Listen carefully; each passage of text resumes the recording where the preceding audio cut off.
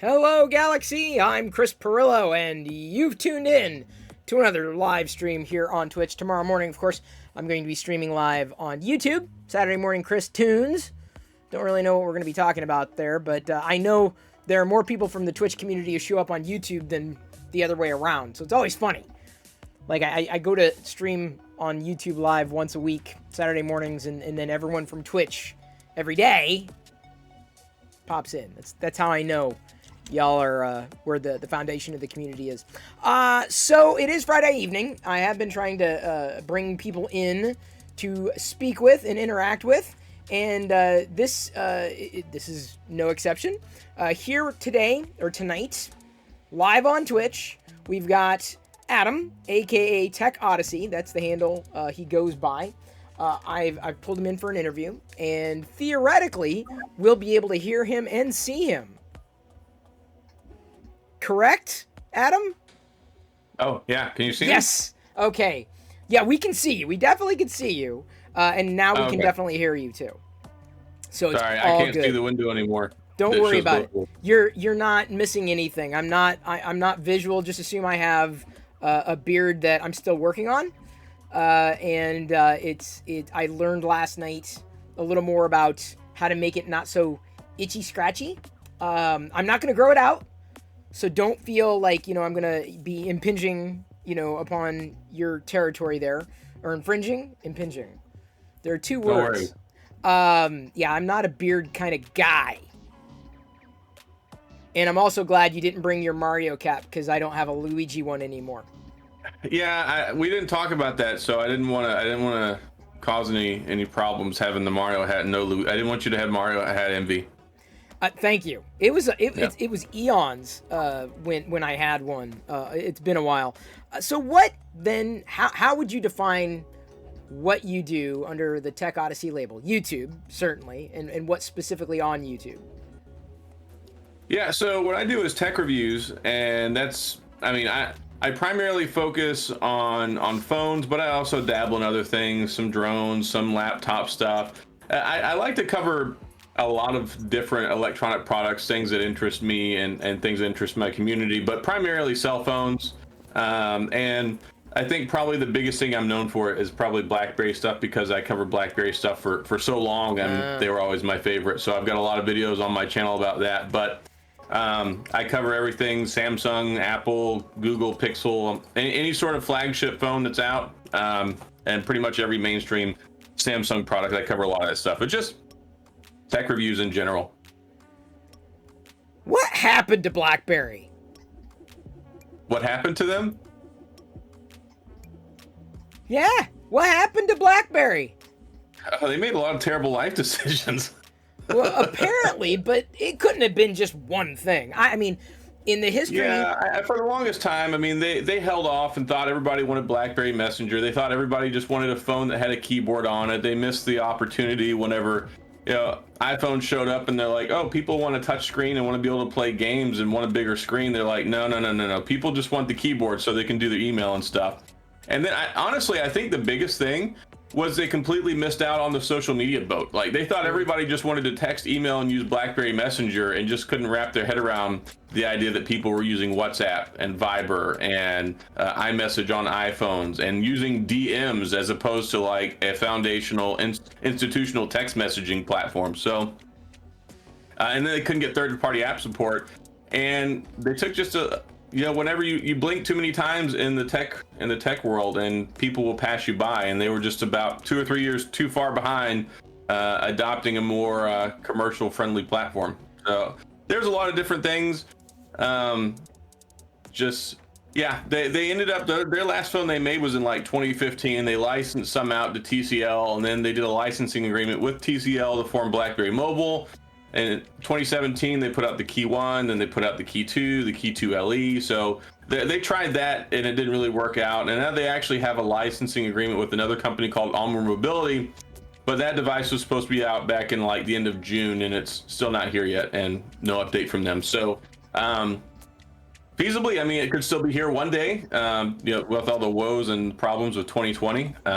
But as of right now, it's silent on that front. But yeah, it's not if anything, probably at this point would be, if they come out with another phone, largely would be security and oriented platform for businesses, prosumers, and probably not so much in the civilian consumer space as they would like, but they're fans that still want to use them. There's still room for a physical keyboard, I think. There's just not a lot of room for it. What was the last BlackBerry device that you really truly owned and used?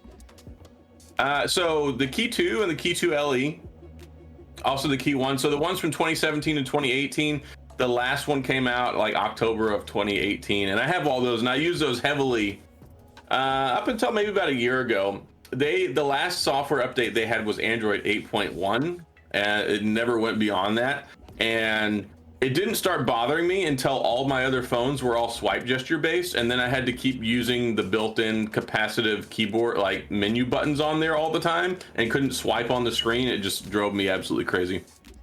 I never had one. You were like the opposite of me in that respect, because there's nothing about it that ever interested me, ever. I started using them in 2005, and I got the very, very, very first consumer available model with AT&T, and I was paying a lot of money back then because you had to have a BlackBerry internet plan to use the 2G with it to take advantage of like the mobile internet and the mobile email and stuff. So I was paying for a single line back in like 2005, like $140 a month for the phone and the internet. Like it was an astronomical amount of money. But I tell you what, I was the cool guy. Well, I felt cool because I was carrying around a BlackBerry and able to do my email, and I could check Yahoo and a couple other different things. But it was like the cutting edge phone back then, and it was very professional, business oriented kind of stuff. But there was something about having a track wheel on the side of your phone and a holster on your hip. I mean, and some physical keys as opposed to the T9 typing. And that was the biggest thing. Right. Go ahead. No, I remember T9. I hated it. Yeah, and that was the thing. It was the first like really viable alternative to T9 typing, and it's like everybody thought that the Razor was cooler, but I'm like, I don't like pressing buttons 3 to 4 times to generate the letter I want. So I will gladly pay $100 a month for a BlackBerry. Yeah, see, it was I was never. In relation to technology and content, I was never. I never looked at things the same way as others did, and still don't. Like I don't necessarily care about the same cycles for the same reasons. But I'm more of a software guy than I am a hardware guy. Like the hardware's interesting to me, and certainly I don't mind getting new hardware when it warrants. But I don't really collect gadgets.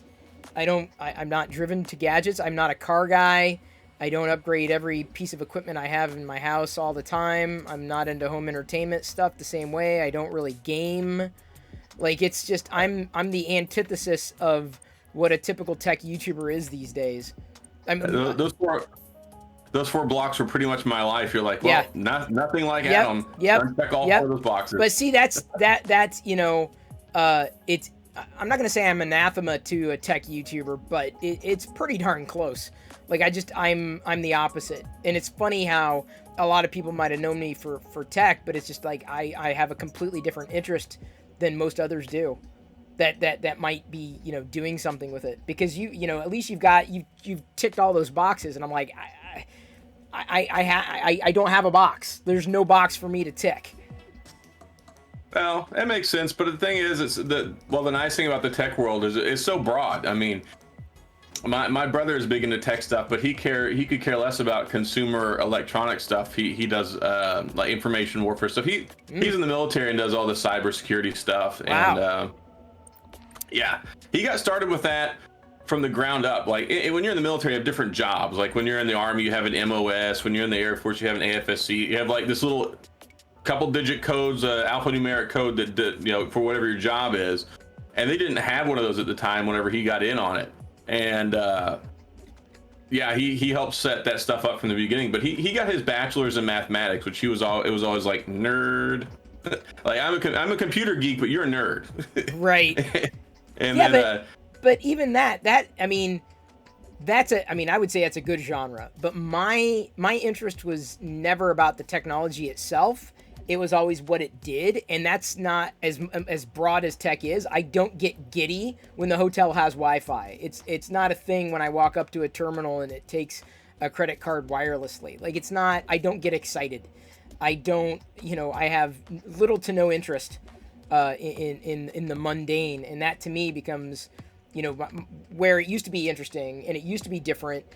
The opposite is now true. It's now so commonplace that it's almost in everybody's DNA. It used to take. There used to be certain people, myself included, that would always be on the forefront of that stuff. We'd be doing and talking about this stuff years before people would be incorporating it, and now it's like so much of that stuff has slowed down and stopped, and like the rest of the world is caught up. They're like, oh yeah, I'm doing this on my phone, I'm doing that on my phone, and it's like that stuff I used to have to explain to somebody for an hour to bring them to you. Right. So like the technology proficiency that people have now, the baseline is just so much higher. But what's funny is it's all muscle memory, because they don't understand the foundation of like the underlying stuff on how stuff works. They have like an operational understanding of how to use it on their phone. But if something happens, it's like they're still lost.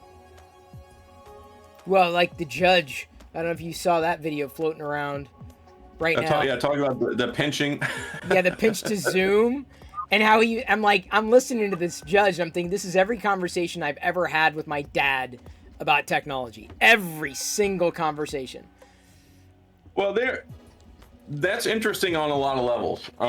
There's the funny level, like us looking at that, but what a lot of that stuff had to deal with is the actual technology and the workings of it themselves, because there was a lot of stuff they were trying to admit into evidence or to present in the courtroom for evidence, and you have to lay the foundation and the predicate for whatever it is. So typically you have an expert come in and you have to be like, okay, so are you using standards that are accepted within the community? You have to go through and lay all the foundational layers to say, okay, what you're using is a verifiable, objective, like you can cross-reference this, it's peer reviewed, and it holds up. This is a standard. And when you get into new things with new technology and try and introduce them, you have to make sure that people understand that, one, and two, make sure it's something that's going to hold up and that can be used as evidence. So there was a lot of important stuff in there that people don't understand.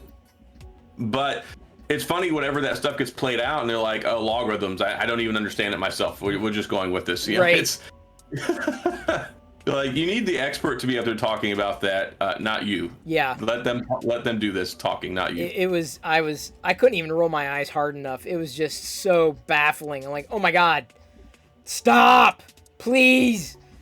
How did you get started with YouTube? So with YouTube, I actually wrote review articles for Mobile Nations. They got bought up by like Future Group here a couple of years ago, but like I'm more Android Central, Crackberry. Yeah. And I spent years in Crackberry, like 2008, 2009, 2010. Like I was in there all the time in the forums and like talking to people. And they started this community review team program. And I was like, well, I can write. I like tech stuff. I'll write some stuff. So I started writing some articles for like in the forum. Each one of them had like a community review team section, and like it would seldom ever get put on the front page, but it was kind of like individual user reviews on stuff. So I did that for like 2 years, year and a half. I wrote like 100 plus like articles. Like I was always doing it. And then I'm like, you know what? I'm really not getting any exposure here. I'm just wasting my time helping somebody out for free, and my stuff's not even making it on the front page. So Right. like, why am I even doing this? So then I'm like, you know what? I'll just start a YouTube page. I'll just start YouTube. Like, I'll just do what I'm doing now, except I'll make videos. So that's kind of how I got started. And yeah, I talked to my wife, because when I first got started, like my big plan was like, yeah, I wanted to be like the BlackBerry guy on YouTube. And I told my wife, I said, you know, maybe in like 5 years of doing this, maybe I'll get like 25,000 subscribers. Maybe YouTube, BlackBerry will start sending me phones in and I don't have to buy all this stuff. And yeah, just how I got started and where things are at now, just really didn't line up with how things worked out in reality. But that's kind of how I got started. Usually how it goes. So what's been on your entertainment radar as of late? Like, what have you been watching? Uh, well, I started watching Seinfeld again. I don't watch a lot of newer stuff. Really? Because I'm so busy making content, and I do that in Right. the evening because I make videos every day. I don't have a lot of time to watch stuff. I did watch Ted Lasso. I binged through that in like a week, and I really enjoyed that.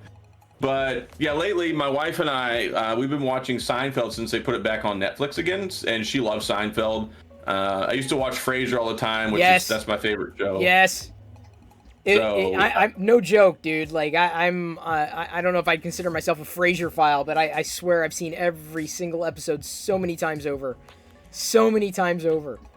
I would watch it like every night for like 2 years. Yeah, I know. I just turn it on. Yeah. And I would go from episode 1 all the way to the end, and then just start over again. So funny. And it was there's always something you can pick up on. There's always a joke. There's always this nuanced thing they're talking about. There's always this thing that they mention that you don't know what they're talking about. It's so generational, because I watched it when I was growing up, and when I was growing up, I was like, you don't catch everything. Right. And then, like, I was like a teenager back then. I'm like, I just didn't catch that stuff back in the 90s.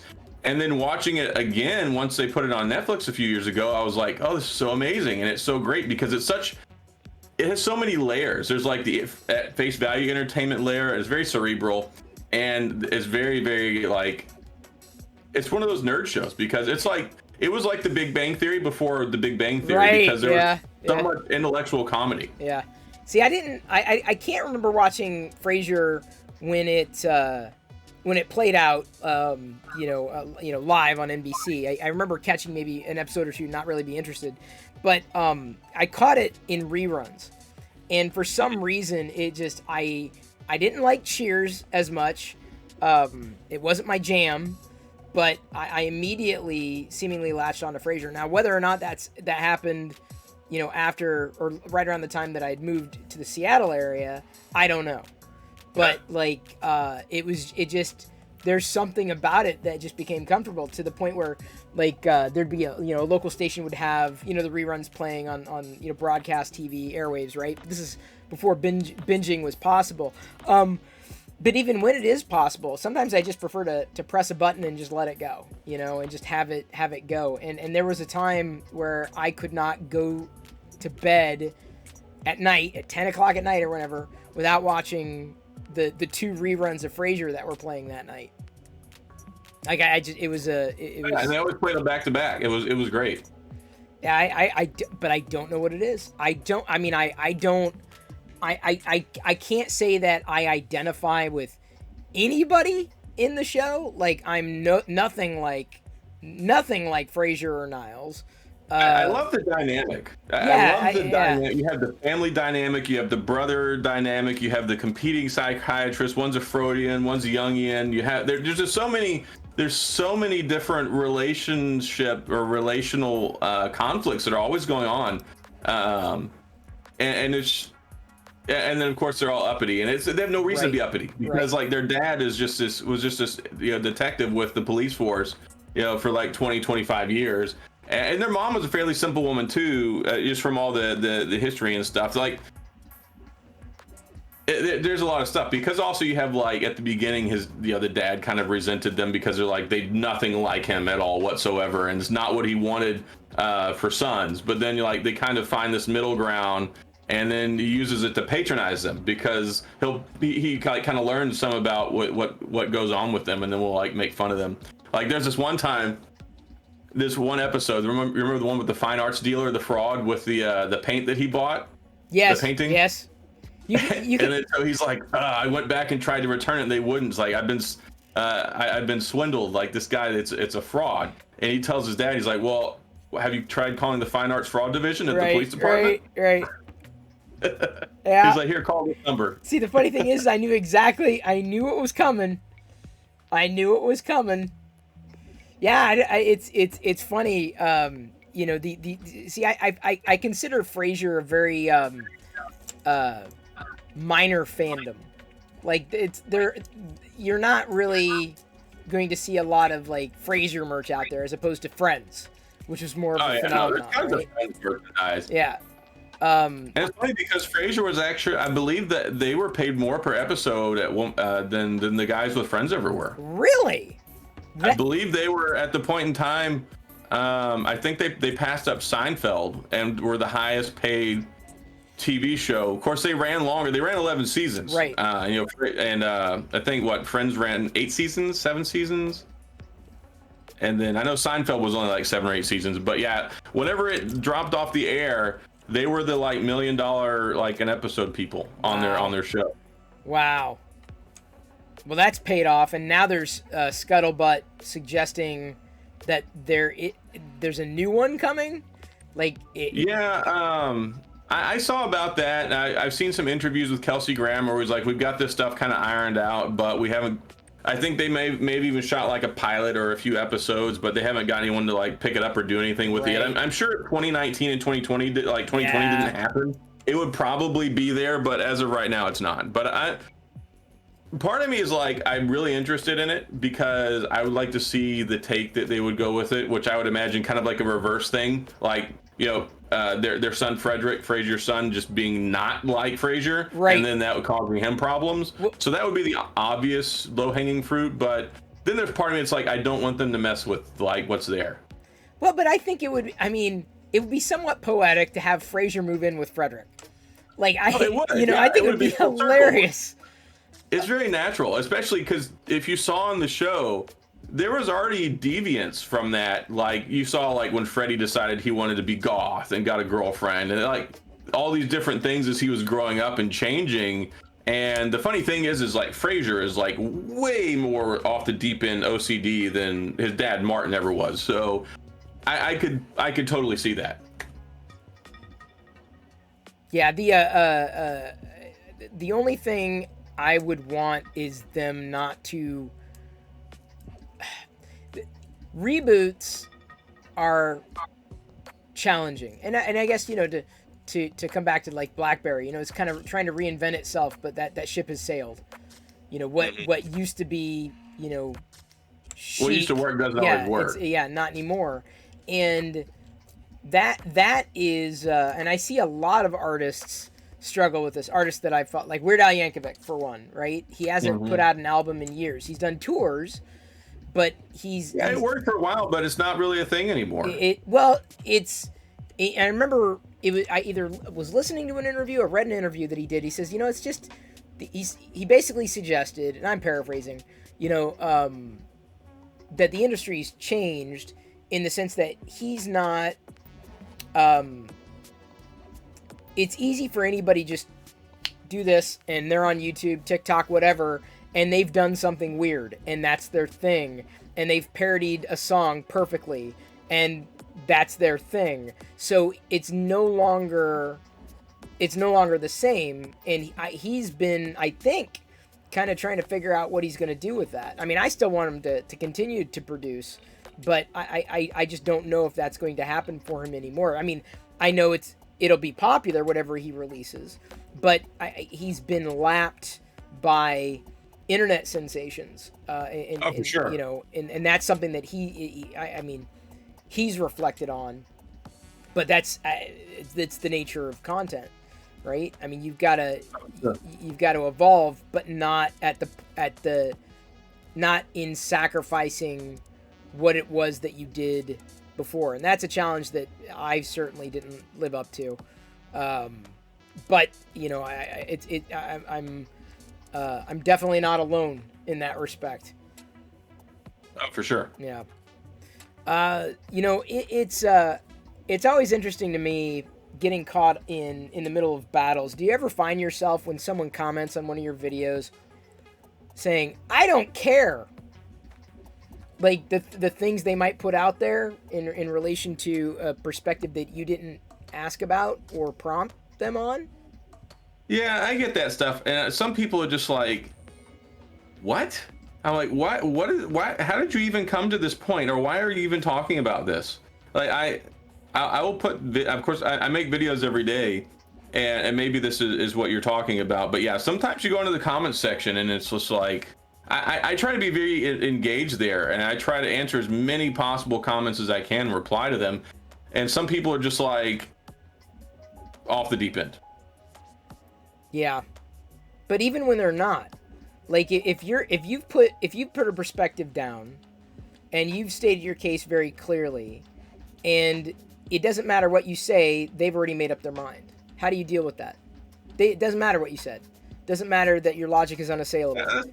That's one of those things where you just have to come to a point where you have to agree to disagree. I mean, I won't continue it forever. I'll entertain it. If there's some logic there, if there's some discussion to be had, then I'm all about it. But if it's one of those things where it's like, clearly they're not going to see your point of view and they don't want to, and they just want to sit there and yell and tell you that you're wrong for whatever reason, then yeah, I was like, okay, sorry, I have nothing else to add here. So you don't really mind the religious wars then? I don't mind it, but I don't really. I try to diffuse that really quick. Like I'm all about talking for religion and its place and time, but it's not really when I make a video about the battery life on a Pixel 6 Pro. It's not really you're there to talk about Muhammad versus Jesus. No. When I say religious battles, I'm talking iOS versus Android. Oh, okay. All right. Yeah, that. I was like, yeah, that doesn't really have a place. Yeah, I don't mind because I use both equally. I usually have one Android phone and one iPhone. I'm not a snob whenever it comes to using. I like all technology. My preference is that it just works the way that it's intended to.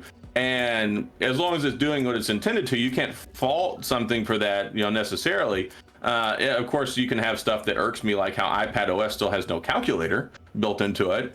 The greatest laptop replacement tablet in the world with no calculator. But yeah, there, or like the fact with iOS and iPadOS, you can't move icons where you want them to be without having to rearrange everything. There are some things that don't make sense, but that's how they want to do it, clearly, because if they could have changed that years ago if they wanted to, so clearly that's not a point for them. I gotta be honest though.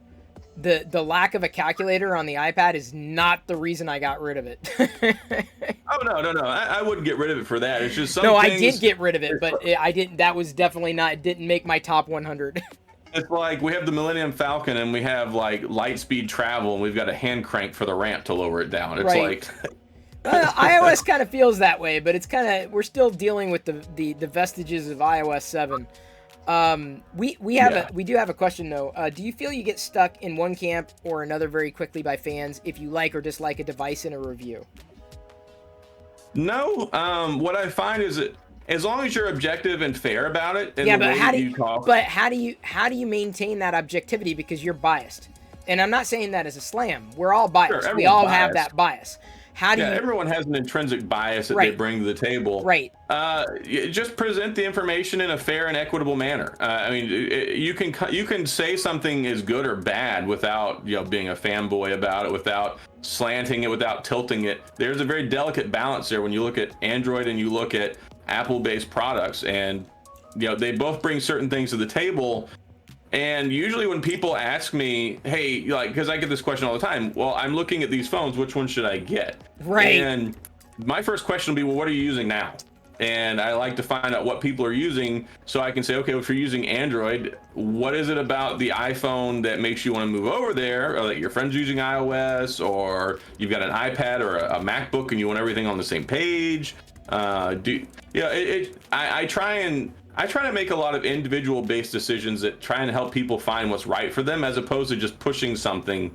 I try to review everything at face and feature value as much as I can, and then let a lot of people make their own conclusions whether it's something that they want or not. Not so much, you should get this. I don't make videos where it's like, why you should buy this, you should go get this. When you start making those things, I feel like you're too much in the salesman department and too much embedded with maybe the manufacturer of the product, as opposed to just trying to look at something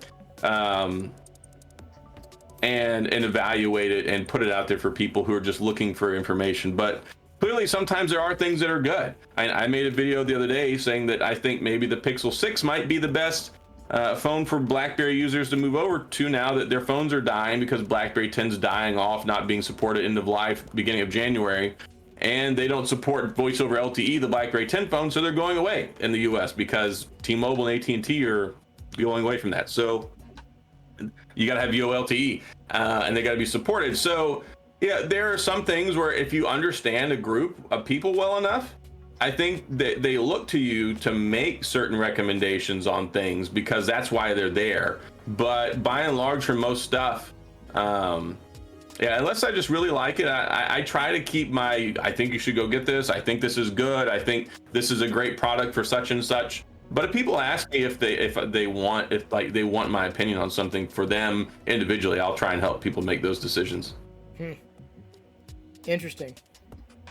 Yeah, I've never been a good reviewer personally, and so it's always interesting to hear everybody's approach. I always get tired of seeing the same things over and over again though, because I try not to do that.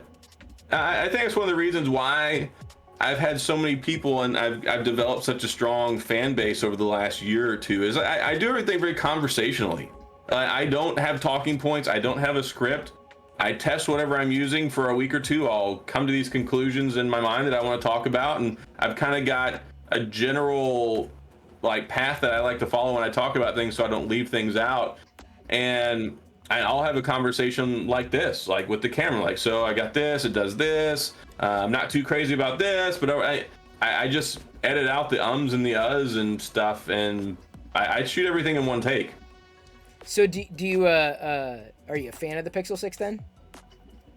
I am. I mean, there are things that I don't like about it. I mean, clearly there are some bug related issues. There are some heating up, which, you know, it's kind of an investigational thing at this point, but weirdly enough, normally when you have chips that heat up, they start burning through battery life.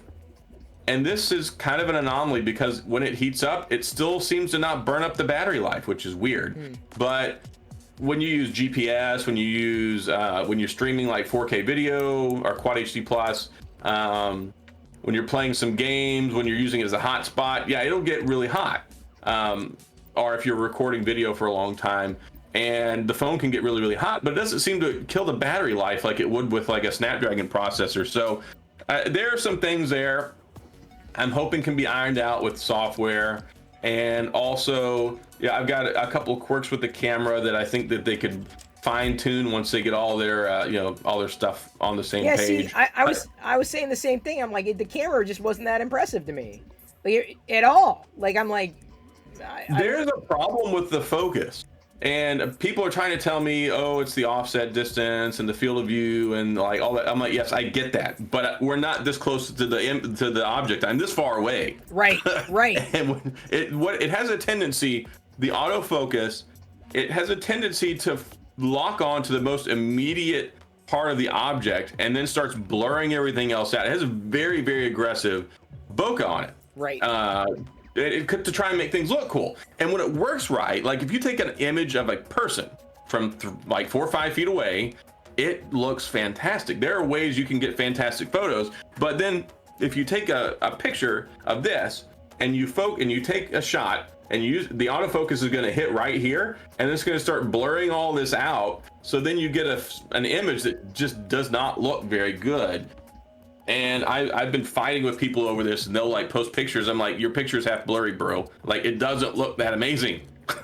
So I think there's some people who just believe because it's a Pixel, every picture they take is like magical. Like right. It's like, yeah, it has the Midas touch, but it doesn't. I think it's going to get better, but at face value when it first come out, no, it's not the perfect and amazing phone that some people made it out to be. Yeah, I definitely take my lumps from everybody, like especially when I take the stands that I do. I'm like, yeah, I wasn't that impressed with the Pixel after using the 2XL, the 3XL, the 4XL, and then skipping the 5, because let's face it, the 5 was skippable. And I mean, for most people, it wasn't really an upgrade.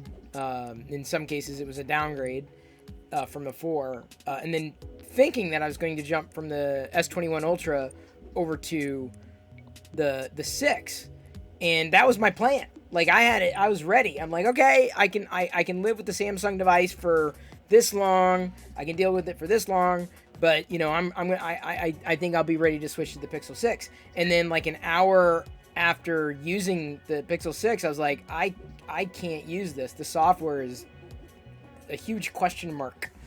Yeah, there was some jankiness there. A lot. Actually, Yeah, I sent you a private chat message. I don't know if you can see that or not, but give me a second. Sure. Yes. Oh yeah. Quite all right. Let's go ahead and wrap up. I think we've talked about everything that we need to talk about and covered everything that we need to cover. But where could they find you online, Adam?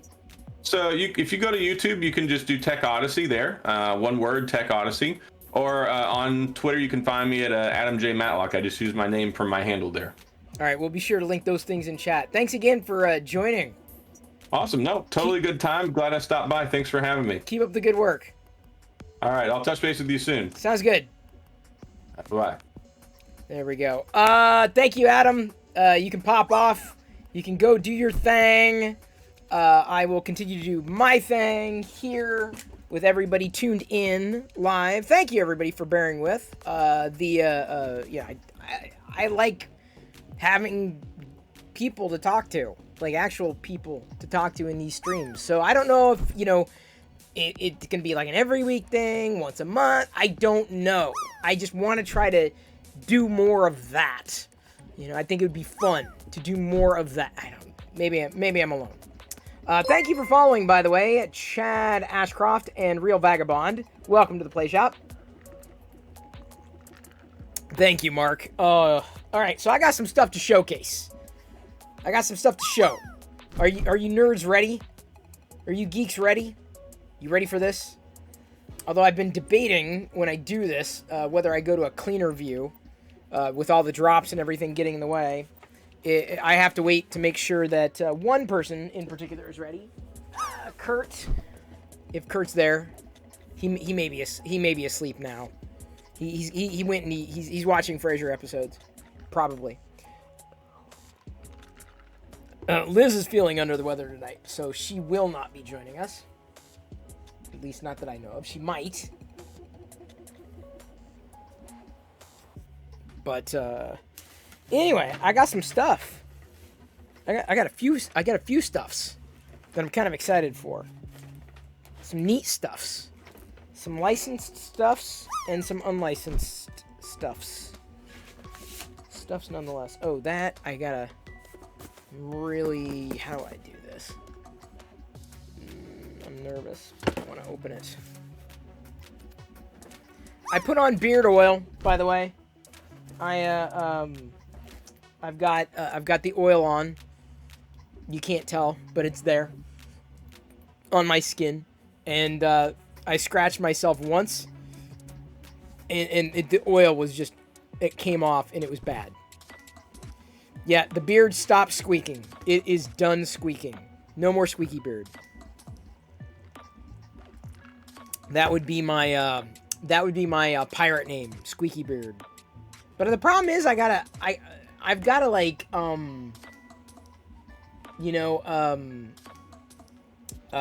figure out how to like remove the excess oil.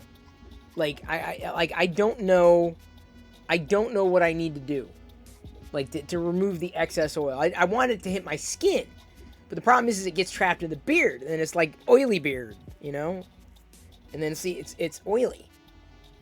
And I guess I touched my face more frequently than I thought, but I did. I put the oil on, as recommended, after the shower. See, when I gotta scratch the beard, because I got it itches.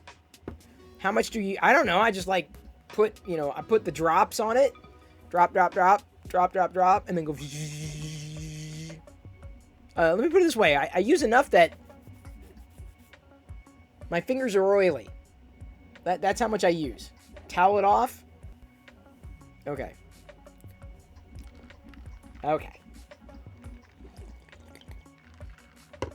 Oh, I could towel it off. Well, I'm not sure if hot ginger tea? Why would I put hot ginger tea on my face?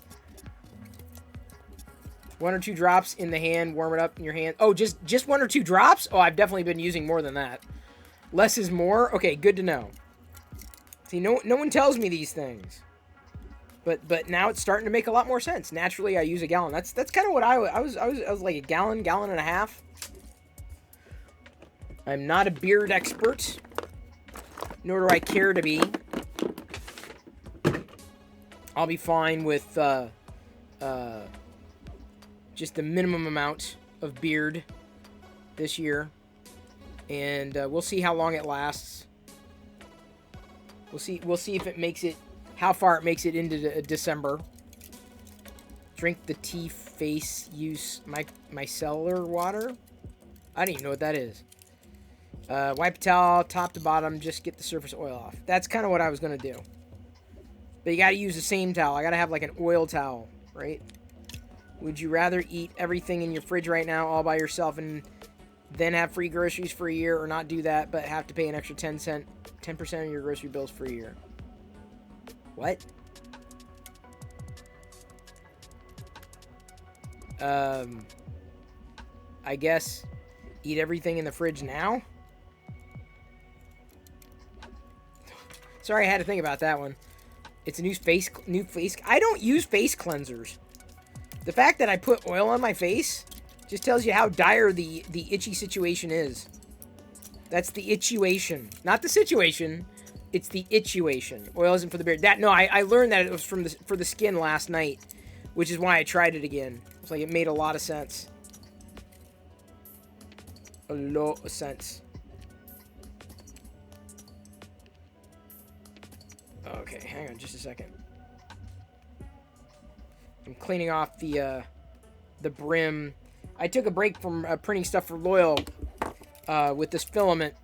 I'm doing a Vader right now, and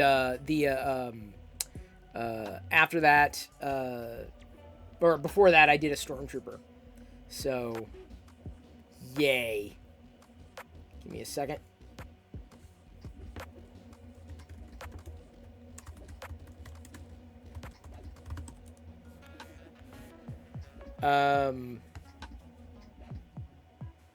Soap is so drying. That's why I don't use a lot of soap on my face specifically.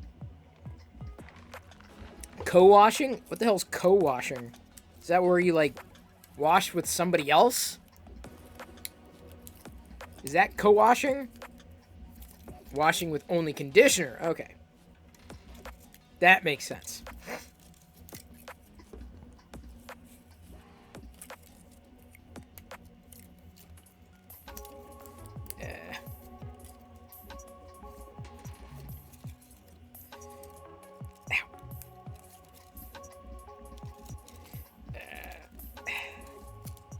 You knew I'd say that? Well, you know me well. Thank you. I do not want to disappoint. And speaking of Croton, thank you so much for your comment earlier about my motivational videos. I really appreciate that. I mean, I do my best to pull them together and think, okay, what is it that I believe? What is it that I want to say? Who needs to hear this? And I would say, maybe not every day, but at least once a week, I get some kind of comment on one of the platforms saying I needed to hear this. So that's working. And I'm happy to say that it's working fairly well on TikTok, to the point where I feel I've got a good amount of people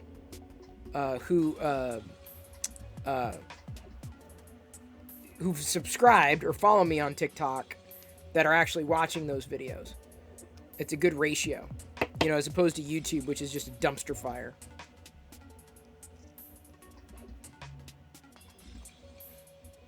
But that's YouTube. Very welcome, very inspiring. Well, I do my best. Can't say I stick the landing every time, but I'm trying not to touch my face. You don't use shampoo or conditioner? I don't always. I have dry scalp.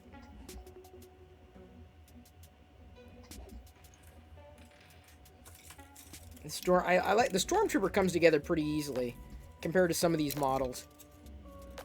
Nomi 3, it is kind of a toy kit. If you're talking about the Stormtrooper thing I'm putting together, although it's not as interesting as what is printing right now. Looks like a blue Tatooine here. You have dry everything. Hey, Sci-Fi Guy number 2. And everybody. Welcome back to the Play Shop.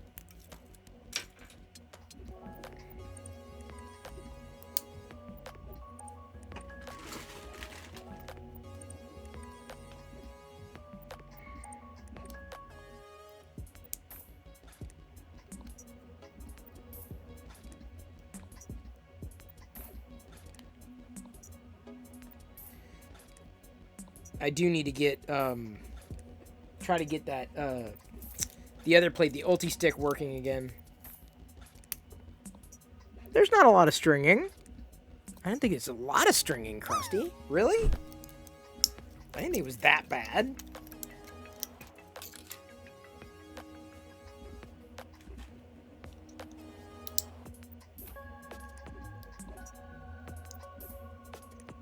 I got a lot of brimming, that's for sure. Hey, Big Jano. Shout out to Big Jano. And thank you for following Samurai Jack 2K6. Welcome to the Play Shop. Just 3D printing more Star Wars stuff tonight. Taking a break from the print drive tonight. I wanted to get, before I forgot, get some of these other Star Wars things printed in the filament color that I didn't have before. This blue, and I thought, oh, I'll do a trooper. This is Jesse PLA Bold Blue. Bold blue.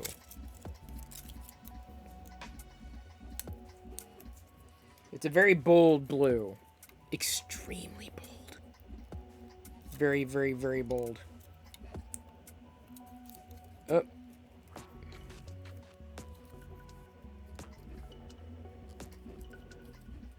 Ow.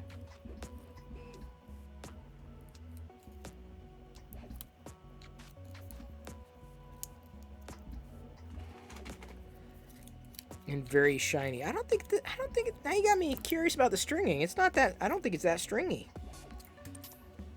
Or let me put it this way, I've had stringier models.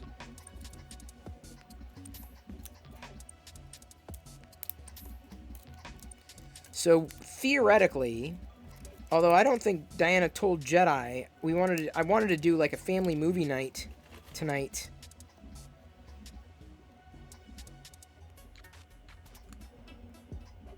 Thought it'd be, you know, because we watched like one Halloween movie together and then it just doesn't happen. I think Friday night's just, you know, a good night to do it. And you know, I know I'm not gonna watch a movie that I want to watch because we gotta play to Jedi, so it isn't gonna be Shang-Chi, which I really want to watch. That's the one I'm waiting to watch. Hey Rob, good to see you. Welcome back to the Play Shop, you and everybody else. I got a few things I will showcase here as soon as I get Kurt back, if he's there. Let me make sure. You went over to the Lego store the other day and just enjoyed browsing. It is kind of fun to go in and look at the Lego. Like, if I go to the mall, which isn't that often, I won't go into the Apple store. But I will go into the Lego store, if only to see what's on sale. Sets that I might have missed. Impulse buys. Build a minifigure, possibly. You would not want to print Lego bricks. That's not a good use of a 3D printer, in my humble opinion. You're not going to get high-quality stuff, dude. Alfred Hitchcock's Marnie. It sounds like a name someone makes up. What's your name? Marnie? Get out.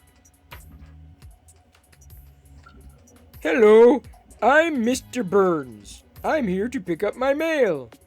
Alright, Mr. Burns, and what is your first name?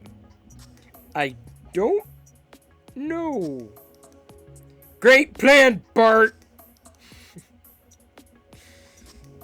You don't have money for Lego bricks? Dude, go thrifting!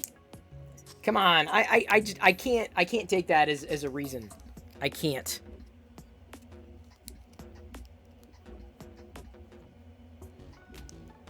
Thrifting is so cheap. Thrifting is the easiest way to pick up bricks. I find them thrifting, maybe not every day, but all the friggin' time. I found Harry Potter bricks and sets at thrifting. Oh, we got a charades? I totally missed that. Totally missed the charades.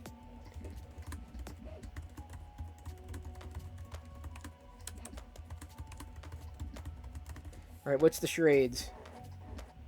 What are we charading here? Mods. Oh, by the way, the shirt that I'm wearing, Jedi picked it out. I don't know why she just went all black. I think it's because she's wearing all black. You want the giant roller coaster? Everything. Oh my God! What is that? Is that a book?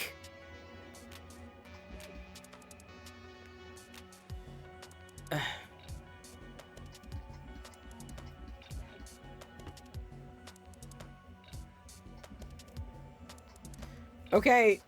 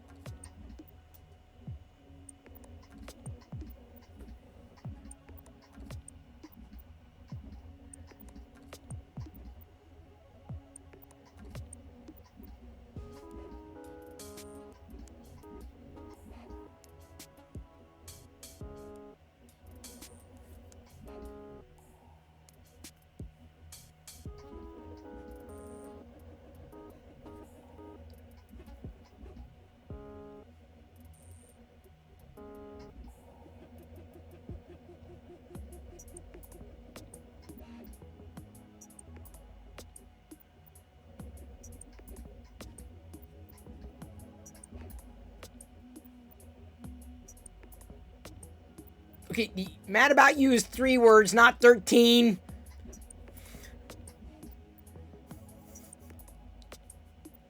Y'all are cracking me up.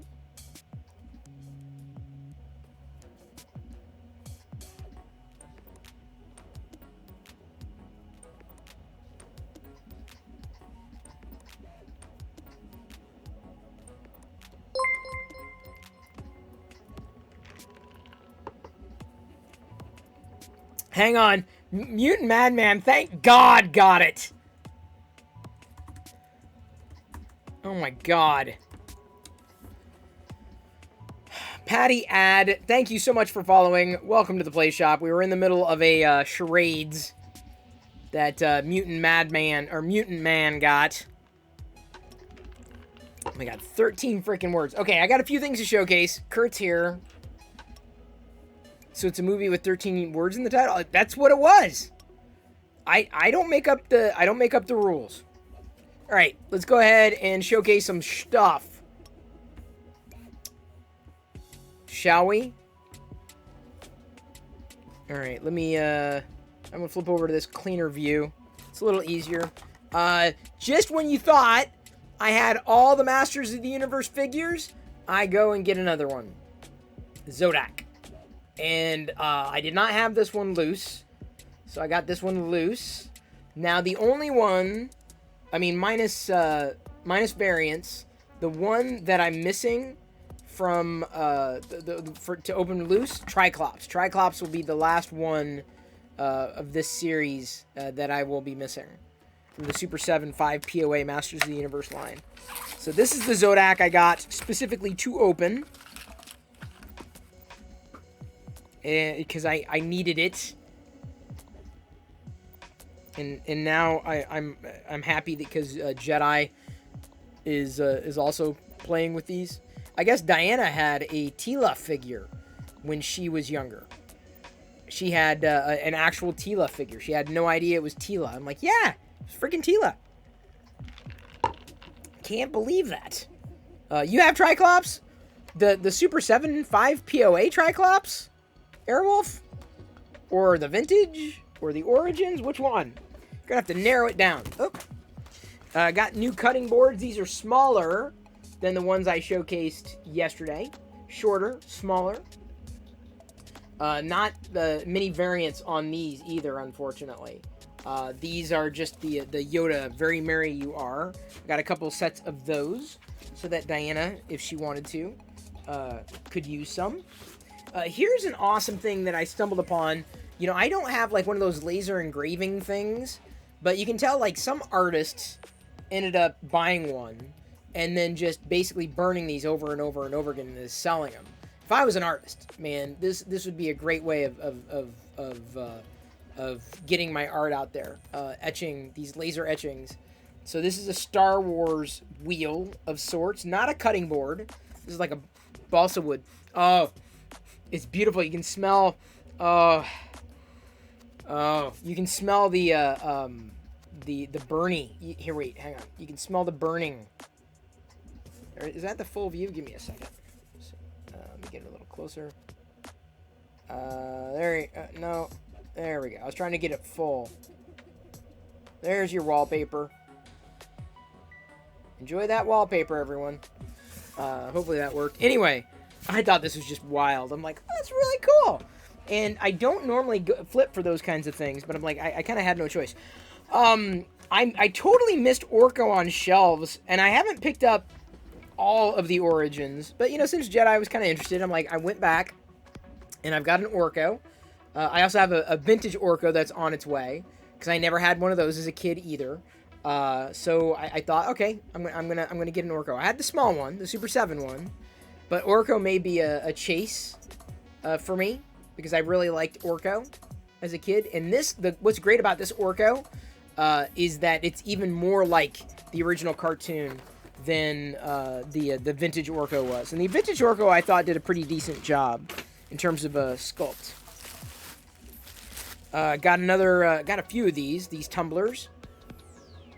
A Vader tumbler. They were like on sale. Like you had to buy all 3. You could laser that? Oh sure, Krusty. Sure. Krusty, I'm telling you, laser those. What I'd love is the lasering of the Oga's Cantina coasters. Here's another really cool thing that's out there now: the Star Wars sponges, the holiday sponges, 4 different designs. You're starting to probably sense a theme, at least between the 3PO and the Yoda. There's also Have a Wookiee Christmas, and Up to Snow Good, Droid to the World. It's funny. So I got a few of those. Here's another thing that I was hoping to give Jedi a Life Day, and I guess hopefully she won't see this tonight, but it's a let's see it here. It is a Grogu, in a pod, a little Grogu in a scarf, in like a stocking, stuffy. In the back, let's see if you can catch there you go. The back, can you see the very subtle Mudhorn and Mandalorian helmet design there? Don't know if they also have... No, just those 2 symbols. I was looking for the Mythosaur skull. So, let me see if I can pop out... Well, anyway, Grogu is wearing this little... I want to wait on it. So I'll go get another picture when it's out. What the hell do they not make a Star Wars version of? Oh, I don't know. I haven't found it yet. You name it, and it's probably got a Star Wars thing. So anyway, so he's got like a Mudhorn on this. He's got a little robe, basically this holiday robe.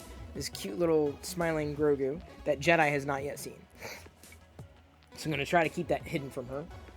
The next thing I need to show you, I had. Where the hell did I put it? Oh, right here. Okay, that's fine. These are also special edition keys. So the Grogu and the Mando keys,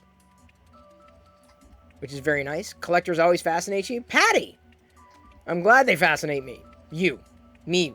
I'm glad I'm me to fascinate you. This is the special holiday edition. So I'm probably going to be keeping these 2 keys in the box. That would make my Star Wars key collection now complete after I found one of the chases thrifting. I'm sure Jedi's going to want one as well. So I got 2. But I'm not gonna. I don't want to give them to her like right now because Life Day is right around the corner. Or it could be something that she sees it and she wants it, and I'll say, well, put it on your wish list, and then I can wrap another one for her, to have on Christmas morning. Let's see here. Put that in here. If I keep this here, see that just kind of because she'll want this, so it'll make a nice gift for her. Something that I got for free because I ordered the. Not that great Pixel 6 Pro. These are the Pixel Buds A series. So, yeah, you want to talk about hoarding? These are, not going to be worth anything. Glad I got them for free because I probably wouldn't have spent money on them. The Pixel Buds. The A series. But they will make good backups. At some point, we need a backup of a backup of a backup. These will make good backups. Where should I put that? I'll put that there for now. So another thing, I'm not sure when we give it to Jedi, but this is it was on sale. This sparkly Leia, really cool piece of jewelry. She just really doesn't wear jewelry at all. So I'm not really inclined to, give it to her right away. I'm like, she really doesn't wear them. Just doesn't at all. Maybe as she gets older. Also, this came in, and I'm thrilled. I'm looking for the regular one. So if you're ever out and about, and you see the regular Vader fig pin, I'm looking for it. This was a limited release. This is the Vader Gold fig pin, limited to 500. I don't have a lot of fig pins. I got maybe 1 or 2, but of course I'll be getting the Vaders, naturally. That kind of should go without saying. This one I'm really happy to have, like really, really, really happy. Glad they did a special edition Gold Vader, for sure. You get so nervous with wireless buds in case they drop out while on a run and I can't find it. Well, yeah, I think my concern, Patty, is specifically that they make my ears hurt immensely. Like I'm not very uncomfortable. I also solved the problem just like Kurt. I never run. It's easy. You too can learn how to not lose earbuds like I do. 1, don't wear them because they're uncomfortable, every one of them. And 2, don't run. Easy peasy lemon squeezy. Okay, so these I think are going downstairs. Yeah. Sorry, I'm looking at what's got to go down and what I have to separate to make sure. Okay, Jedi's seen that. I'm trying to hide the pillow right now. Here's the next thing. Now this is one that I may be opening. Mandalorian credit collection. Amazon exclusives. And apparently some people are not getting theirs yet. I got mine. Very grateful to get mine. Because, dude, seriously, I love the style on it, on these credit collections. Plus, no better way to get licensed Imperial credits. Like, that to me is just, that's a blast. Unfortunately, they're not the run-of-the-mill, figures in the sense that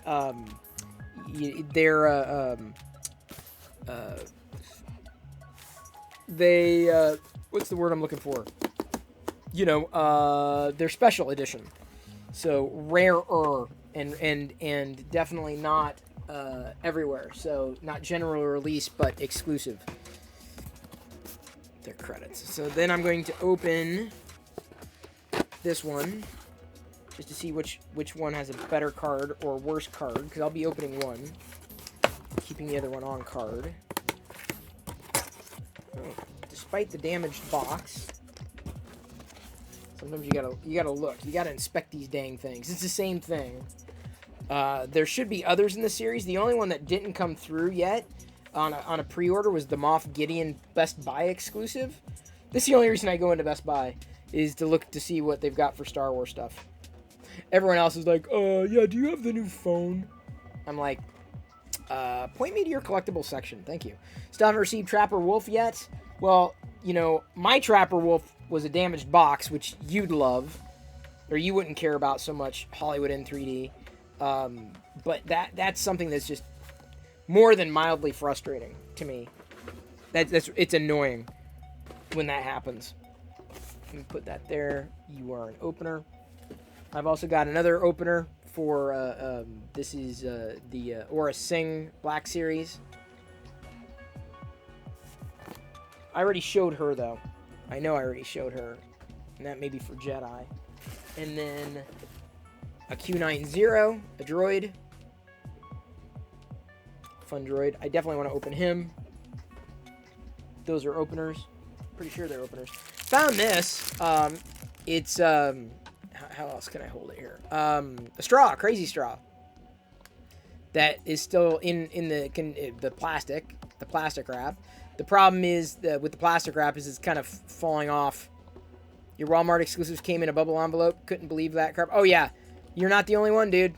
It's a big stress with exclusives, especially if you're a box collector.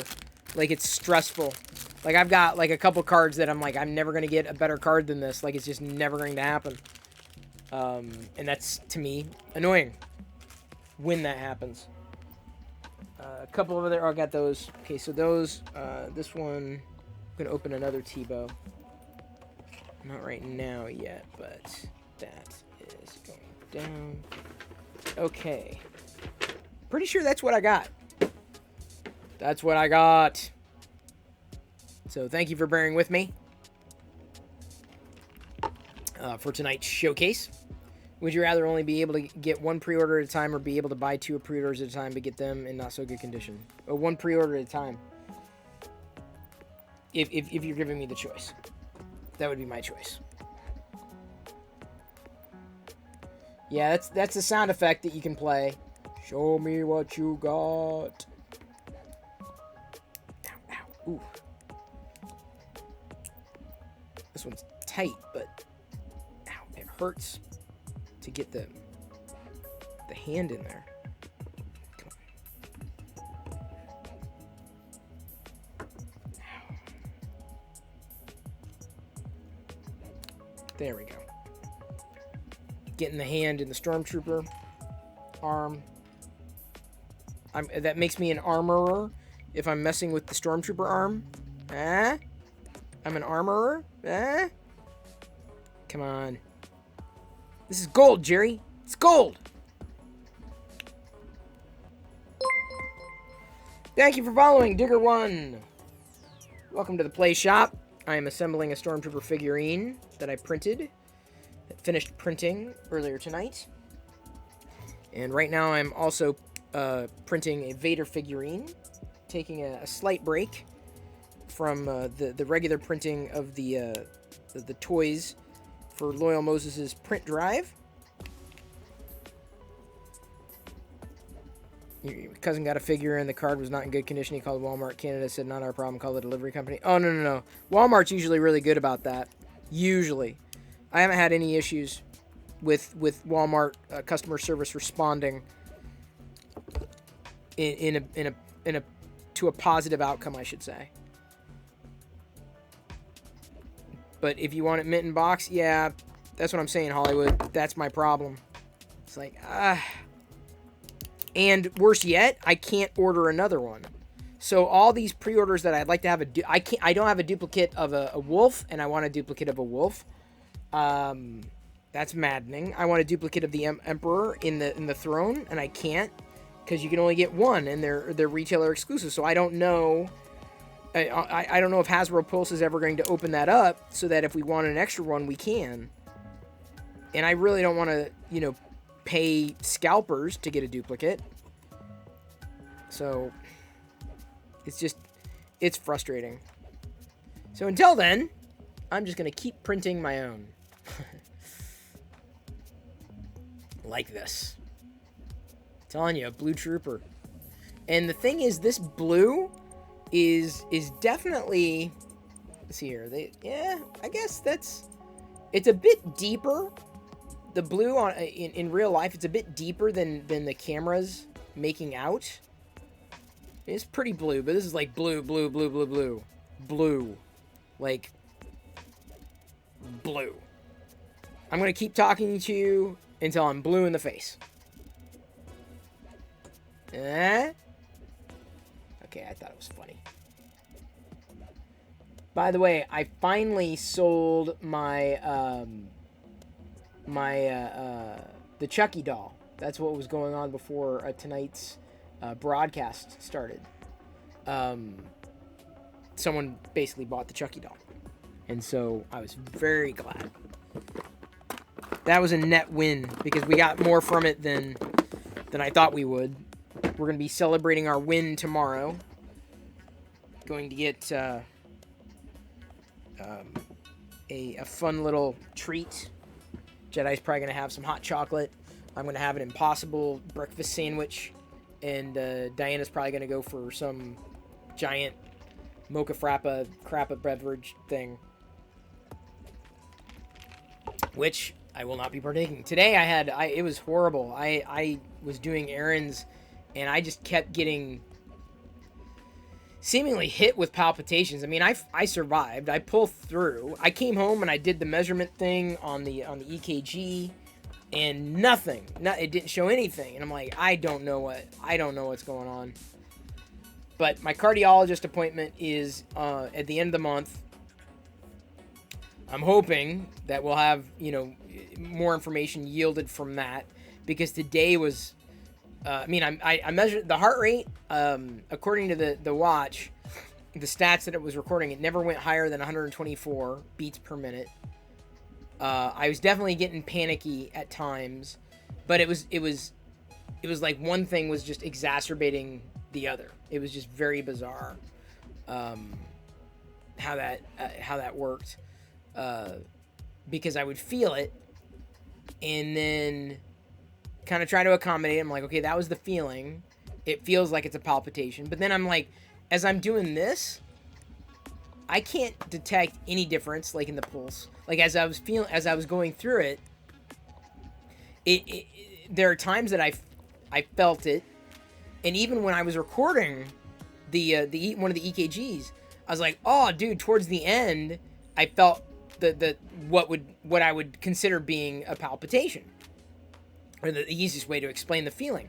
And it came back, the EKG was done, is like, nope, normal sinus rhythm. I'm like, but dude, I know I felt something. So I was a little taken aback. So maybe I'm having palpitations, maybe I'm not, maybe it's something else. Could be stress, that wouldn't surprise me. I mean, I try to do everything I can to not be stressed out. I find things to do to keep my mind off of things that stress me out. Like, streaming isn't necessarily a stress. 3D printing isn't necessarily a stress. Talking to people isn't necessarily a stress. I don't know if it's just the time of year. I mean, it was happening in the summer too. I don't think it's anything that I'm eating or not eating that I know of. Cardiologist would probably tell me one way or another. Oh, and apparently my blood test, I went to get it done. I was like, but apparently the time lapsed. I'm like, I thought I had until the 30th to do it. I'm like, well, I'm not going to do it. I'll just wait until I go to the cardiologist and then wait to see if he or she orders a blood test. We'll see. I have a feeling he's going to order a stress test. Because I've noticed, like today, I got some good news, and I kind of got excited. I got giddy, and that's a moment where it feels the best way I can describe the feeling. Get excited, and then it feels like I might have a palpitation at that time, or it feels like my heart is skipping a beat, if you will, or just like something feels off, uncomfortable, and then I'm fine. It's a different kind of palpitation than I've had in other times where I might not be doing anything. I'll just be, hanging around, and all of a sudden I'll just feel boom, like that. Like, and it's just, so I feel different kinds of palpitation. If it is a that's the thing. if it's a palpitation. And I don't know. I don't know if it's another feeling that feels like a palpitation but isn't. I don't know if my body is doing something where it's thinking that it's a palpitation or it's telling me it's a palpitation when it isn't. So I'm hoping that the Apple Watch will clear that up when it gets here. The shipping times keep slipping and slipping and slipping. Hopefully it'll be here by the time I go in to see the cardiologist. The only other time that it seems that the palpitation hits is when I do something like a briefly strenuous activity, like I bend over, lift, and pick something up. It might increase my heart rate. If my heart rate seems to get increased, and it seems to trip. So I'm probably going to be headed in for a stress test. That's probably the next thing that is in order, just to see what happens, because that would be one surefire way of knowing. Doing a stress test.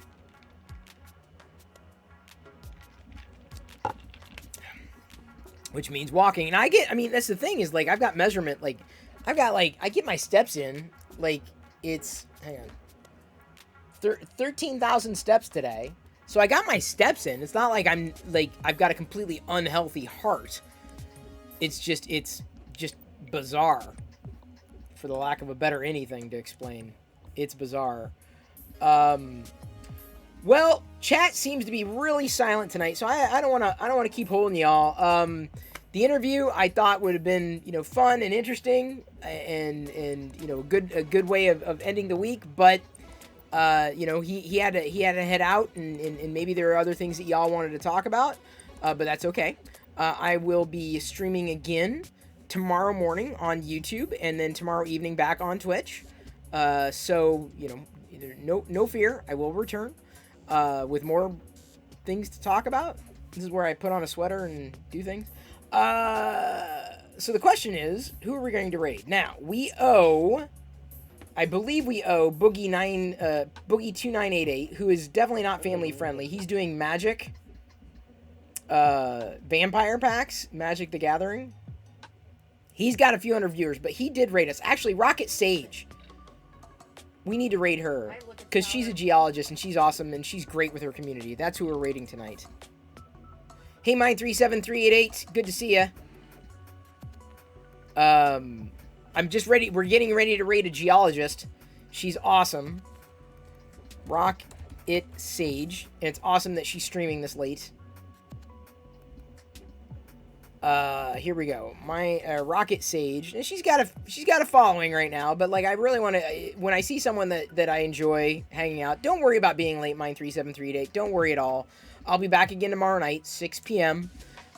Maybe there will be more things y'all want to talk about, because I kind of know when it's time to end the stream when no one's really chatting with me. I'm like, well, I can keep talking to myself. It's not as much fun for me, I'll be honest. So, gonna go ahead and start that raid. I love you. I appreciate you. But at this point, I'm going to leave you to your own devices, and may the force be with you always. See you tomorrow morning on YouTube for Saturday morning Chris Tunes, and tomorrow evening during our regular time here. Get those Perillo Raider emotes ready if you are so inclined. We're going to be Tuscan raiding in 3, 2. She's a geologist, and she's awesome. Give her a follow if you love nerdy people on Twitch. Okay, Tuscan rating in 3, 2, 1. Oh, I need to remember to open that up in the background. There we go. Because otherwise, you'll just be bidding higher and higher and higher. And you can go through and look at all the various minerals. Of course, they are in euros, so keep that in mind.